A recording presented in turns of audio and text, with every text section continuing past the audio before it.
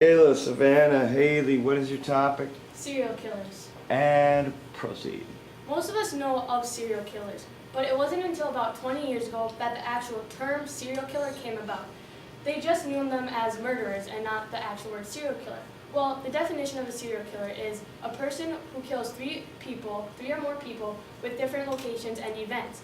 And the definition also stresses three main things. It stresses the quantity of how many people you kill. You have to kill 3 or more people to be considered a serial killer, or else you're just a murderer. It also considers the place. If you kill close to home, far away, most people don't kill close to their home because they don't want people to know it was them. And if you kill in the same place or have different kills in every place. It also stresses the cooling period. The cooling period is, say you kill one person and then it takes you about 10 years to kill again. That 10 years would be the cooling period, so it's a time in between you kill again.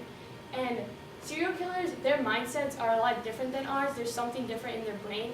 And movies aren't the same as what serial killers actually are in real life. Movies and directors put a lot more excitement into it than it actually is.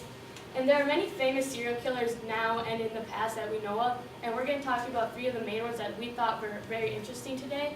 And some of their minds that we talk about, their minds aren't the same as what we think they are. Like Savanna said, a serial killer's mindset is totally different than a normal person's mindset. Many serials suffer from psychosis, which is delusions or hallucinations that tell them to kill, such as decision making. They either kill because of satisfaction or revenge. For satisfaction, they feel like they have complete power over their victim, so they feel like they can do anything to them and they'll do it because they don't want to die. Revenge, they feel like if they get revenge on a group, they try to get rid of that group because they feel like that group wants to try to get rid of that serial killer themselves or people that serial killer associates with. The childhood of a serial killer is way different than a normal average childhood of a regular person. According to Dr. Mike Adams, 2005, 36% of serial killers are physically abused, 26% of serial killers are sexually abused, and 50% of serial killers are mentally abused. As a child of a serial killer, they start developing symptoms of a serial killer, such as bedwetting, cruelty to animals, setting fires, and always having a weapon on them for safety.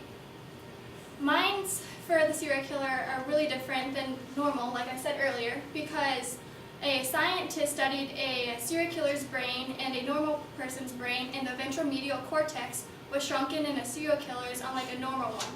So it's not really their fault by killing, because it's something that they're born with in their brain that tells them to do it. The mindset is one of the major things that causes a serial killer to kill, but there's also different steps and signs of a serial killer that happens to them. There are 7 steps that you're becoming a serial killer, or how you need to become a serial killer. 1, you need to cut off all contact with your family, your friends, your coworkers, anyone that you talk to on a daily basis, or anyone that you're super close with. Become really interested in dead things like dead animals, dead people, dead insects, anything that is dead. Watch humans, watch how they interact, watch them speak, watch them walk, watch what they eat, watch everything about them. Alter your ego so that you're the most important. You're the leader, you're in control of everyone, and it's your way or the highway. Make sure that they know that. Make sure you know that you're doing humans a favor. They want to die. They love to die. Everyone dies and everyone wants to die. Death is the greatest form of love. Charles Manson. Select your victim. Watch them in private settings, watch what they eat, watch where they work, watch who they're friends with. And lastly, make sure that when you select your victim, make it quick. They want to die and they love to die, and when you want to select them and you want to kill them, make it super quick so that no one knows. The early signs that you're becoming a serial killer are behavioral. You'll become irresponsible, aggressive, and controlling. You're controlling because you're the leader and you're in control of everyone, and you want everyone to do what you want them to do. It's your way or the highway. You become creepy. You sit in parks even though you don't have kids, and you'll have sunglasses on, or you'll watch them at the mall, or you'll be like in your car and you'll be stalking them. And it's just really super creepy that every normal person would find creepy.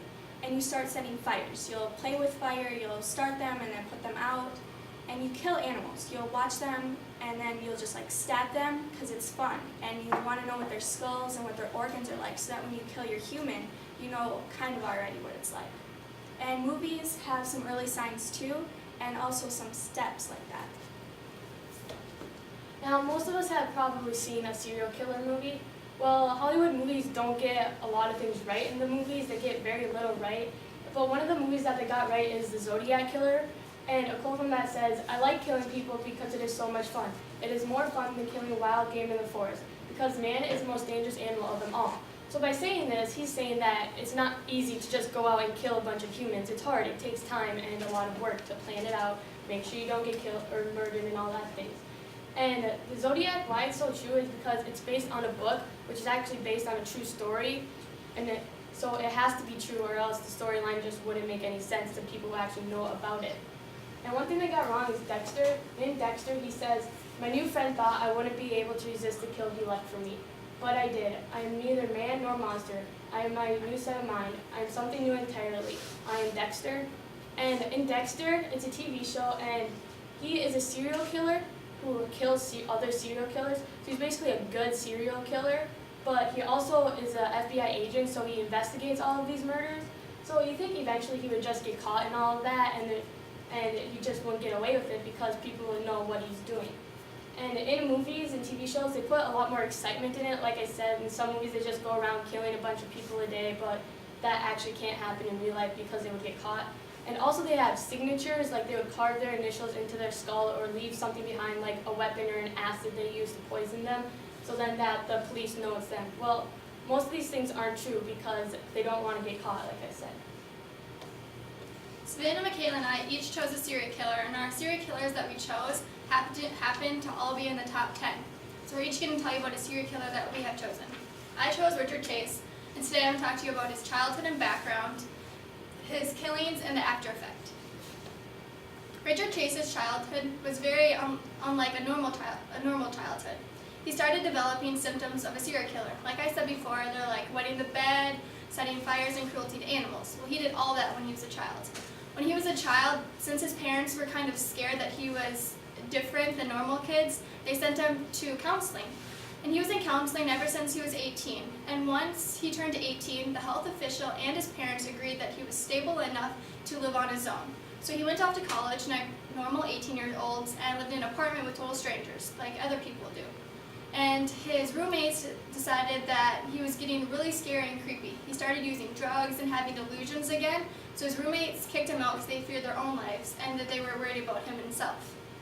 So after a while, he went to go home to live with his parents, and he thought his mom was trying to kill him.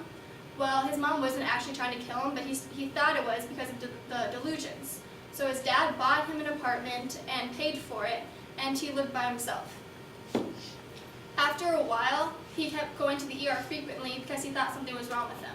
Well, they finally diagnosed him with paranoid schizophrenic. He was there for over a month, and he became better after the time. But when he was there, he thought the doctors stole his pulmonary artery and flipped his stomach backwards, so it was like inside out, and he thought his heart stopped beating. So once he got released, because he was good on good behavior, they let him go. But after a while, he thought he could cure his heart because it stopped, which it actually didn't. So he went after animals and had their blood and organ. He didn't like that so much, so he started going to humans. Well, after humans, he started having their blood and organs, and the first human he hit them with a shovel across the head and brought them into the car and drank their blood and organs. Well, he liked that satisfaction, so he thought he'd go after more victims. His second and third victim were together. It was a mom that was pregnant. So he had the mom's blood and organs, and then had the baby's blood and organs. And he liked that he could kill so many people at once, so he kept going on to more families. And his last family was his last victim. It was a mom and her 2 children. He had the mom and the oldest right away, but had the son over the toddler at the end and had his blood and organs. Well, after a while, he disposed of the toddler at a church. He was also known as a vampire killer because he killed at night and had their blood and organs, like cannibalism. At his last victim's family house, he did it at their house, and he left footprints in the blood. So the police were easy to track him because of the footprints. He was found guilty of 6 counts of first-degree murder. He was sentenced to death by the gas chamber. Well, he didn't like that so much, so when he was in prison, he took some pills and overdosed, and people believe that he killed himself is because the inmates told him to because he was really sick. So he got a hold of pills and died on December 26, 1980. And over there is a picture of a gas chamber that he would have died in. The gas chambers back then to now are totally different, and many people don't use the gas chambers because it's so cruel.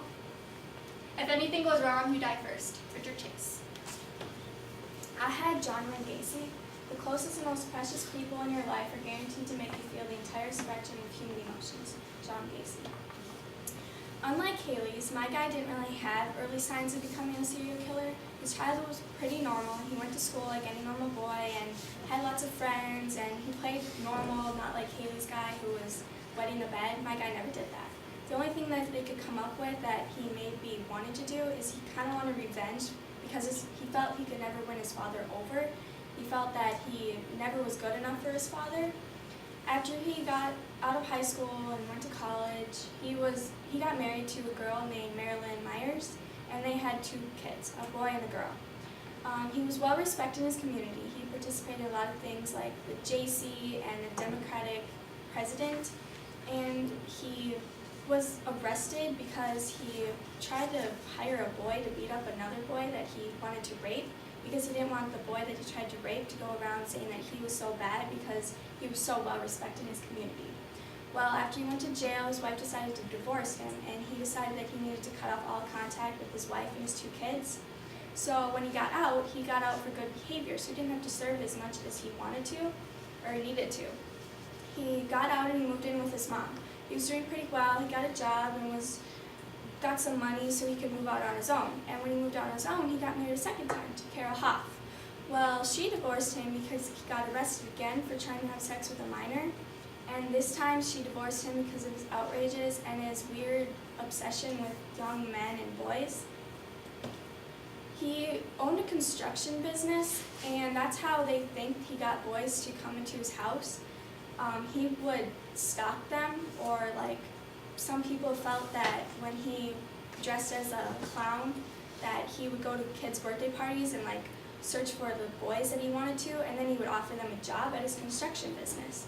Well, he would lure them into his house because he would tell them that they had a contract or that he needed to pay them. And he would get them there and he would rape them and then strangle them. He would hide their bodies under his garage or in his basement or in his crawl spaces. And his last victim was Robert Pice. Robert Pice was 15. The boys that he raped were between 15 and 19, so they were very young because he liked the satisfaction of the younger boys. Robert Pice was 15 and he worked at a grocery store at the time.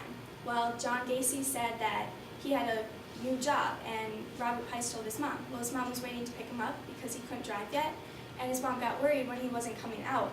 So she called the police, and the police did a background check on John Gacy and found that he had other contracts with other young boys, and he had been arrested a couple times, so they did a search warrant. Well, John Gacy was gone when they did the search warrant, and when he came back home, he found that he had lost several items that he had saved from some of the boys he had previously raped. So the police came back, and John Gacy knew that they were catching on to what he was doing, so he decided to turn himself in. He turned himself in for 33 counts of murder, 28 of them which were under his house or in his garage or in his cellar, and 4 of them which were in a nearby river. He went to jail for life, and he sentenced 14 years, and in those 14 years he said that he had a very good life and he wasn't disappointed in anything he had done. He was very proud of himself because of all the books and autobiographies and interviews that he had done. Well, on May 10, 1994, he died by lethal injection. His last words were, "Kick my ass." The only thing they can get me for is running a dealer parlor without a license. John Wayne Gacy. I had Jeffrey Dahmer, and I'm going to talk about his childhood and background, his killings, him getting caught, and his final results. Jeffrey Dahmer had a pretty normal background up until he was about age 14. When he hit the age of 14, he started showing the early signs, like he wetted his bed, and he also carried a gun right next to his bed. He was living with his father, and his father was just getting sick of him because he wasn't doing good in school and everything. So he got kicked out and moved with his grandma. His grandma lived in Florida, so he had to go away to live with her. And then he was in high school at that age, about a senior, and he started drinking a lot. So eventually his grandmother kicked him out then too because he kept having to go to the hospital because of his drinking problem. He wanted to move back in with his father, but his father wouldn't let him. So his father said that he should enlist in the Army. Well, he got into the Army, was doing fine for a few months, but then again his drinking caught up with him and he eventually got kicked out of that again. Then he got a house by himself. He also worked at a chocolate factory, so he had a job and was doing pretty stable for a while. Jeffrey Dahmer said, "I really screwed up this time." He screwed up a lot in his childhood because he kept getting kicked out and had a drinking problem. His first kill was Stephen Hicks. He was a hitchhiker just walking along, and Jeffrey Dahmer picked him up, invited him back to his apartment, and just had a drink and was relaxing and everything. And then Stephen Hicks wanted to leave, but Jeffrey Dahmer didn't want him to leave, so Jeffrey Dahmer hit him across the head with a 10-pound dumbbell, and he was just dead right then and instantly. Jeffrey Dahmer eventually buried him in his backyard, and his cooling period from that kill was 9 years, so he didn't kill again for 9 years. He picked up most of his victims at gay bars, mainly African Americans at the gay bars, and he got them there because they were drunk and just didn't know what was going on. Jeffrey Dahmer performed a lot of cannibalism. He would just cut them up and eat them a lot. He also had 7 skulls. He would set skulls on a table and pretend it was a shrine and lay the body across and just start carving it up and eating it. And he also tried to make his victims into zombies. He would drill a hole in their head, and then he would pour hot water or acid that he could find to try to make them into zombies, so he's half killed and half not. Jeffrey Dahmer getting caught. His last victim, Tracy Edwards, escaped. They were in his house, and then Jeffrey Dahmer wanted him to come into his bedroom with him, so Tracy Edwards went with that, but then Jeffrey Dahmer pulled out a gun, so Tracy Edwards ran and escaped.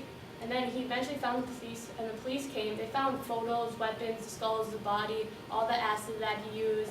They found bodies in the freezer, outside in the backyard. They just found all of the things that he didn't want them to find. His final results, he pleaded not guilty, but he was guilty for 15 murders, even though he killed 17 people. He was sentenced to 15 life terms in jail, and he got attacked by Christopher Scarver. Christopher Scarver said he was sick, mind games, and practical jokes. So Jeffrey Dahmer was mean to everybody, and he just wasn't nice. He would go around with chicken leg, pouring ketchup on it, pretending it was people's arms and all of that, like he was trying to be cannibalism. Well, Christopher Scarver attacked him with a metal pole and just beat him across the head twice. And then Jeffrey Dahmer fell. He didn't die right away, but he did die on the way to the hospital from head trauma. And Jeffrey Dahmer's father wrote a book called A Father's Story, and it's a book about his father raising a serial killer and what it was like. And all the money that he made from the book did go back to families, so even though Jeffrey Dahmer was a bad person, his father kind of redid it and did a favor to all of them, so at least they could get something back in return. Today we have talked to you about our serial killers that we have each chosen, the mindsets of a serial killer, the 7 steps and early signs. Some early signs are wetting the bed, cruelty to animals, and setting fires, and having weapons on you at all times. We've also talked to you guys about how the difference between reality serial killers and TV and movies. The TV and movies, they make it seems like it's more fun when it actually isn't. I didn't want to hurt them, I only wanted to kill them. David Burkowitz. Do you have the signs or symptoms of a serial killer?